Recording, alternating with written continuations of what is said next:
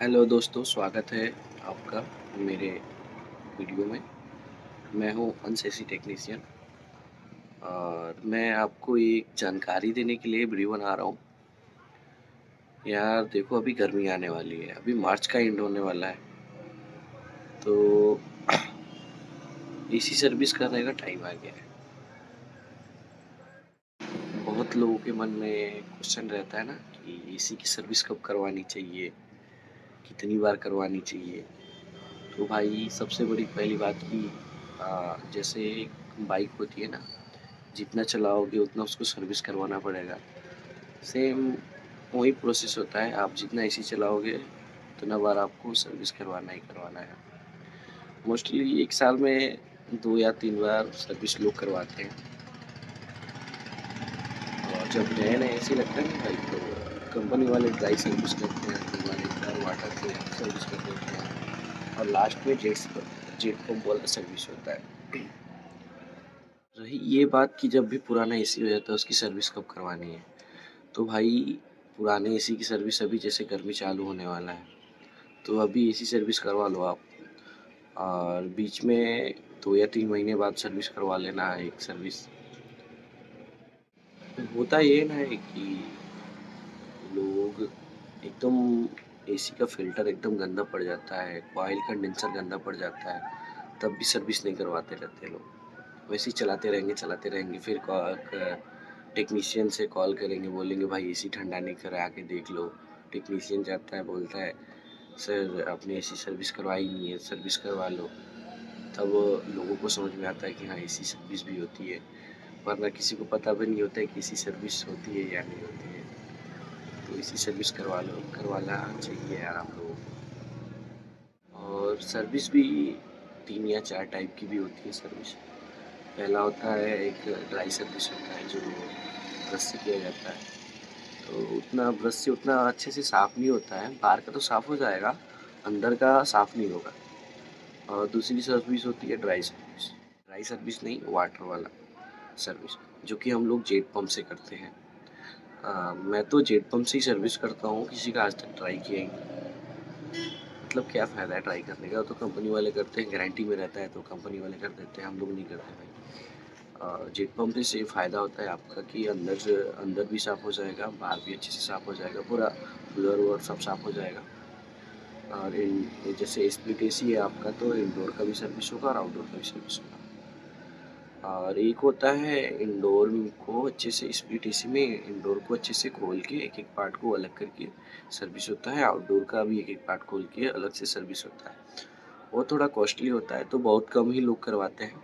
Mostly मैं जहाँ पे रहता हूँ यहाँ पे लोग जेट पंप से ही सर्विस करवाते हैं। और विंडो एसी का तो वही होता है भाई, वो दीवार में लगा होता है, उसको खोलो निकालो और सर्विस करो। जब तक खोलोगे नहीं तब तक उसमें कुछ दिखेगा नहीं और सर्विस भी नहीं होगा। तो विंडो एसी का भी सर्विस करवाते रहना चाहिए, स्प्लिट एसी का भी सर्विस करवाते रहना चाहिए। और लोगों के मन में एक क्वेश्चन आता है कि भाई गैस कब निकलती है, गैस साल भर के अंदर डलती है। ये क्वेश्चन बड़ी बात ये है कि गैस जब तक आपका सिस्टम इंडोर या आउटडोर में से कुछ लीकेज नहीं होगा, पाइप वगैरह या कंडेंसर वगैरह लीकेज नहीं होगा, तब तक गैस निकलती नहीं है। ठीक है ना। हाँ, फ्रिज का भी सेम सिस्टम होता है। हाँ, कभी कभी फ्रिज चोक हो जाता है, चोक मतलब मान के चलो आपने रखा हुआ है, चलाया ही नहीं, अब उसको चालू करेंगे तो चलेगा नहीं, कंप्रेसर चलेगा पर ठंडा नहीं करेगा, तो चोकिंग का प्रॉब्लम हो सकता है एसी और फ्रिज में। तो वो आप भी आप किसी भी इलाके में हो तो अपने टेक्नीशियन को कांटेक्ट करें, बताएं ऐसा हुआ है मेरे साथ, हो जाएगा, रिपेयर कर देगा, बाकी ठीक हो जाएगा। और इस टाइम थोड़ा महंगा हो गया सब कुछ, एलपीजी भी महंगा हो गया है और एसी का गैस भी महंगा हो गया है, फ्रिज का भी गैस महंगा हो गया है, कॉपर का भी रेट बढ़ गए हैं। तो जो हमारे पहले कस्टमर थे वो बोल रहे थे भाई इतना रेट बढ़ क्यों गया है भाई, क्योंकि जब भी रेट बढ़ा है तो स्वाभाविक है कि हम लोग भी अपना रेट बढ़ाएंगे, क्योंकि महंगा सामान आ रहा है इस टाइम, कॉपर भी महंगा हो गया है। तो बात ये है, एक और चीज़ मैं आपको बताना चाहता हूँ। जब भी आप एसी इंस्टॉल करवाएं, नया हो या पुराना हो, वैक्यूम ज़रूर करवाएँ। कोई भी टेक्नीशियन हो, आप अपने टेक्नीशियन से बोलें भैया इसी को वैक्यूम करके ही लगाइएगा।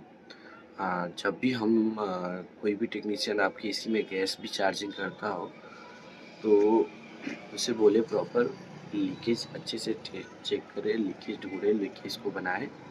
उसके बाद एसी को वैक्यूम करे, विंडो एसी हो या फिर स्प्लिट एसी हो आपका, चाहे कोई भी एसी हो आपका या फिर फ्रिज हो, वैक्यूम करने के बाद ही आपको एकदम अच्छे से अच्छा ही कूलिंग मिलेगा आपको। वैक्यूम का मतलब ये होता है ना भाई कि वैक्यूम जो भी आपके सिस्टम में एसी या स्प्लिट एसी या फ्रिज में या डिफ्यूज़र में जो ऑयल वॉयल होता है ना, जस्ट लाइक कि धूल मिट्टी कुछ भी अंदर चला जाए वो खींच के बाहर कर देता है। कम से कम 15 मिनट या 20 मिनट तो वैक्यूम करवाना ही चाहिए किसी भी टेक्नीशियन से।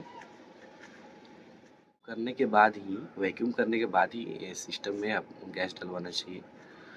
और उम्मीद होगी कि आप लोगों को वीडियो हमारा पसंद आया होगा। तो ठीक है, मिलते हैं आप सबसे नेक्स्ट वीडियो में।